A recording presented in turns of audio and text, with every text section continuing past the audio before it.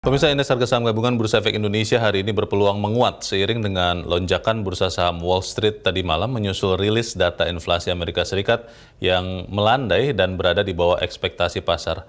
Untuk mengetahui bagaimana dampaknya kepada Bursa Efek Indonesia, kita bergabung dengan analis pasar modal yang juga Vice President Infovesta, Wawan Hendrayana. Pak Wawan, selamat pagi. Selamat pagi. Ya, Pak Wawan, kita lihat bursa utama dunia semuanya hijau menguat karena ada kegembiraan data inflasi Amerika ternyata sudah mulai turun sedikit.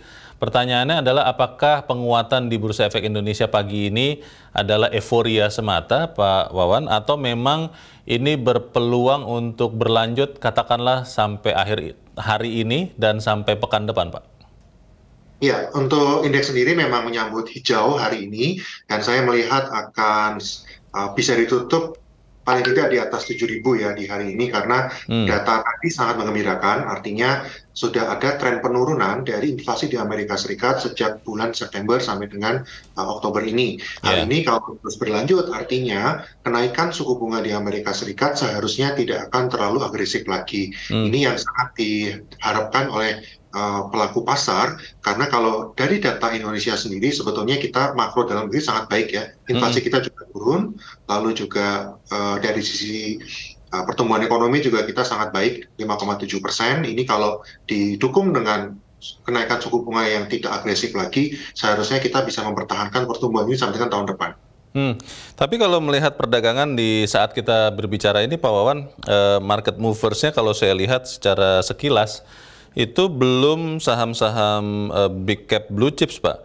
Yang ramai diperdagangkan untuk lapis pertama baru BBRI dengan kondisi naik hampir 2% dan Telkom yang sekarang sedang turun 0,5%. Ada BCA juga, tapi masih banyak saham-saham lapis kedua atau bahkan ketiga. Apakah ini artinya investor di Jakarta masih berhati-hati untuk mengetahui apakah memang arah pelemahan inflasi Amerika ini akan terus berlanjut atau bagaimana, Pak Wan? Ya, kalau dari sisi valuasi memang saham-saham blue chip kita ya lebih tinggi ya, karena tahun ini kan sebetulnya kalau kita bicara tentang indeks kita naik sekitar 7-8% sudah year to date, dan ini saya lihat juga akan berlanjut sampai dengan akhir tahun. Jadi untuk saham-saham second linernya ini pasti secara valuasi lebih menarik, tetapi dengan tren penurunan inflasi dan juga kenaikan suku bunga yang melandai, ya saham-saham yang terkait suku bunga akan sangat menarik. Salah satunya keuangan, lalu juga dari sisi pendanaan, ini yang akan diuntungkan itu yang dari consumer goods, lalu juga dari sisi otomotif. Saya rasa ini akan lebih menarik. Jadi kalau diterjemahkan mungkin kalau saya boleh ambil contoh counter BMRI misalnya, Pak, Bank Mandiri saat kita bicara ini sudah naik hampir 2%. Apakah kita masih bisa melihat BMRI ini mau mencetak rekor tertinggi barunya lagi, atau memang saat ini masih sangat rawan untuk profit taking, Pak Wawan? Saya percaya untuk saham-saham keuangan akan mencetak rekor baru ya di tahun ini, karena dari sisi laporan September ini mereka pertumbuhannya sangat baik sekali, didukung juga oleh makroekonomi yang mendukung. Jadi untuk saham-saham perbankan mungkin kalau kita bicara tentang koreksi akan selalu ada, tapi bagi investor bisa dimanfaatkan untuk buy and weakness, karena kalau dari sisi tren di bulan Desember itu ada windows dressing. 15 tahun terakhir IHSG tidak pernah negatif, dan biasanya sektor-sektor blue chip termasuk keuangan ini akan menjadi pendorongnya. Jadi kalau di bulan November ini ada koreksi, bisa dimanfaatkan untuk buy and weakness. Oke, di kondisi seperti ini beberapa analis beberapa hari yang lalu ketika saya tanya ada lagging sektor, mereka banyak mengatakan saham telco dan juga telco related. Ini apakah Anda setuju bahwa saham sektor telco ini lagging, Pak? Atau ada yang Anda lihat yang masih bisa memberikan potensi keuntungan bagi investor? Ya, kalau saham telekomunikasi memang kalau dari sisi pertumbuhan labanya ya itu agak menurun sedikit, masih profitable tapi mulai agak turun sedikit. Tetapi dari data yang ada dan progres yang ada, saya rasa untuk jangka panjang tidak ada masalah. Jadi dari sisi penggunaan data di Indonesia itu terus meningkat dan perusahaan telekomunikasi saat ini memang masih banyak melakukan CAPEX ya, capital expenditure untuk membangun infrastruktur. Salah Oke. satunya masuk ke 5G dan juga ke teknologi yang kedepannya. Jadi saya rasa kalau dari teknologi memang mungkin tidak terlalu atau belum diminati untuk saat ini karena efek daripada melandainya inflasi akan berpengaruh kepada keuangan dan juga Hmm. otomotif. Tetapi untuk jangka yang menengah panjang, saya Ya. tetap menyarankan untuk memegang dari sisi yang telekomunikasi. Apalagi, ya ini saya sangat tidak berharap, tetapi kalau kita lihat kan memang dari sisi kesehatan sudah mulai ada peringatan ya dari Oh iya, pemerintah. COVID ya. Kasus betul, itu kalau berkaca kepada yang sebelum-sebelumnya, yang paling defensif terhadap kalau memang nanti tiba-tiba ada pengetatan lebih lanjut, itu Iya. telekomunikasi.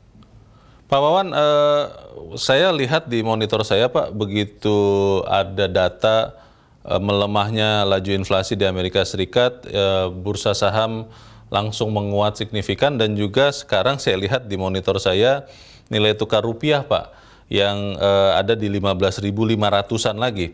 Saya belum cek lagi ya di pasar realnya seperti apa. Tapi pertanyaannya kalau kemudian kelihatannya langkah The Fed yang menaikkan suku bunganya agresif sudah mulai efektif menahan laju inflasi di Amerika Serikat, apakah itu artinya kemudian kondisi kembali lagi normal, kita bicara nilai tukar rupiah juga akan bisa menguat? Lalu saya ingin bertanya soal sektor energi, Pak. Apakah kemudian harga minyak, gas itu akan juga kembali turun? Atau seperti apa, Pak Wan?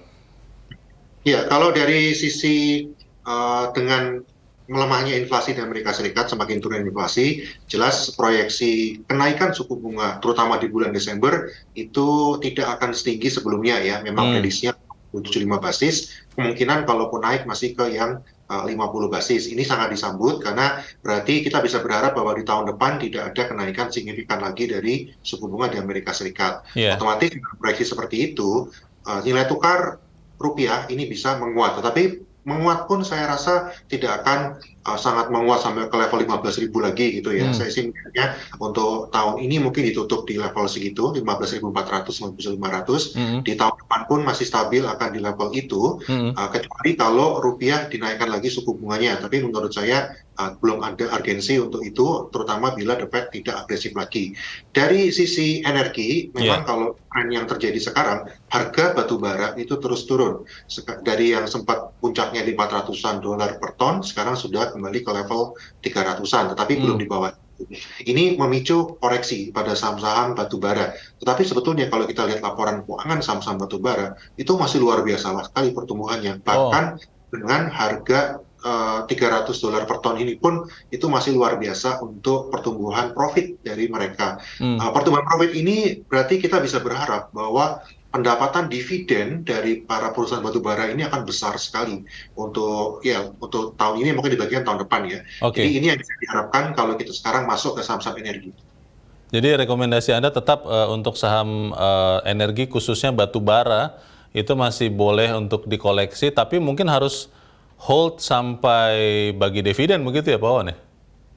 Ya, salah satu yang dapat diharapkan untuk saham-saham energi pasti dividennya. Ini biasa Hmm. akan dibagikan ya sekitar bulan April Mei begitu ya. Tapi dari sisi Windows Dressing pun saya yakin akan juga ikut menikmati. Artinya Mhm. sekarang memang terkoreksi, tetapi kesempatan untuk yang mungkin belum masuk bisa buy on weakness. Kalau melihat indeks yang sekarang ada di 7.035 ya Pak Wawan, ini kalau saya lihat di chart di tahun ini high-nya sekitar 7.300 dan low-nya itu di sekitar 6.500-an, 6.600 itu di Februari Januari lalu. Apakah masih ada potensi untuk naik seperti yang Anda katakan tadi, mungkin ada window dressing di Desember, atau memang harga indeks sekarang sudah cukup mahal Pak, karena ya tinggal sedikit lagi nih naiknya Pak Wawan, bagaimana Pak? Ya, untuk indeks kami masih percaya bisa ke 7.400 ya, artinya dari sekarang pun masih bisa naik 3-4% Oh, lagi. Salah satu drivernya adalah kalau kita lihat tren inflasi sudah mulai turun di ah, Amerika Serikat. Jadi kenaikan suku bunga harusnya di Desember ini tidak seagresif yang diperkirakan.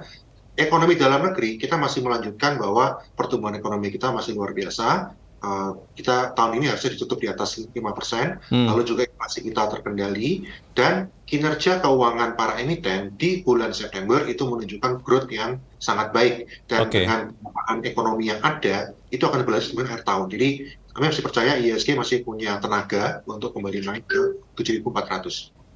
Bagaimana dengan prospek sektor kelapa sawit, Pak Wawan? Beberapa investor masih bertanya-tanya apakah penguatan itu masih bisa terjadi di tahun depan. Mereka sedang menimbang-nimbang, atau memang boleh mulai berpindah ke sektor yang lain? Ya, untuk kelapa sawit sendiri itu ada siklusnya ya. Biasanya memang dekat-dekat akhir tahun dan awal tahun itu cenderung menguat. Tetapi untuk kelapa sawit sendiri ya secara dari sisi demand ini memang ada kenaikan, terpengaruh juga oleh perang Rusia Ukraina, ini demand-nya naik.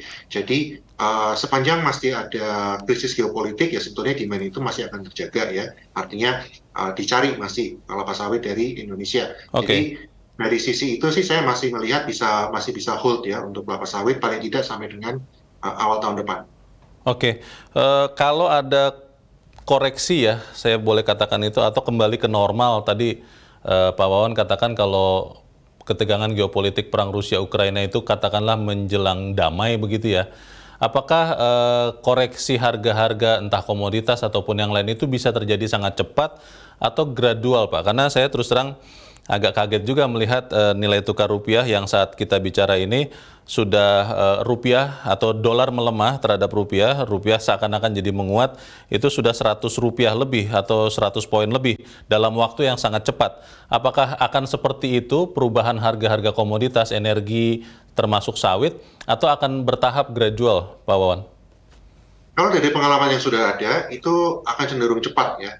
Jadi begitu pasar yakin bahwa Rusia Ukraina akan ada resolusi damai begitu, dan Rusia dapat kembali mengekspor baik batu bara, energi secara bebas, ya pasti akan ada kejatuhan harga komoditasnya di Oh, dunia. oke. Jadi pasti ya kita akan ikutan juga. Tetapi ya paling tidak sampai dengan saat ini belum ada tanda-tanda yang akan terjadi, dan dari sisi demand itu juga ada kekhawatiran memang di tahun depan akan ada resesi di dunia, bisa memperlemah demand akan energi, tetapi bagaimanapun juga pasti masih butuh energi ya, dan batu bara Oke. Indonesia masih yang sangat dibutuhkan saat ini. Pak Wawan, terakhir Pak, kalau begitu strategi investasi yang relatif paling aman lah untuk kondisi seperti ini apa Pak? Apakah memang bergain hunting saja, lalu benar-benar beli yang kemungkinan akan bisa beri dividen, dan itu harus di-keep jangka panjang, katakan sampai tahun depan, atau memang di kondisi seperti sekarang ya jangka pendek saja bermainnya, hit and run, bagaimana Pak Wawan? Ya, saya tetap sarankan kalau kita investasi saham itu jangka panjang ya, paling enggak 3 sampai 5 tahun. Kalau kita melihat tren yang ada sekarang ya sektor keuangan ini yang menjadi core-nya. Diversifikasinya kita bisa ke sektor telekomunikasi tadi yang defensif untuk jaga-jaga. Lalu tadi kalau sektor energi kita bisa beli ketika pengen weakness, mengincar dividen yang ada. Dan ketiga, itu adalah sektor consumer good, karena kita percaya di tahun depan dengan pertumbuhan ekonomi yang ada, apalagi tahun depan tahun politik, ini consumer good akan diuntungkan. Jadi secara diversifikasi paling tidak 4 sektor tadi dimiliki. Oke, terima kasih untuk informasi dan strategi investasi yang Anda bagikan. Analis pasar modal, Vice President Infovesta, Wawan Hendrayana. Terima kasih Pak Wawan, selamat pagi. Sama-sama, sehat selalu.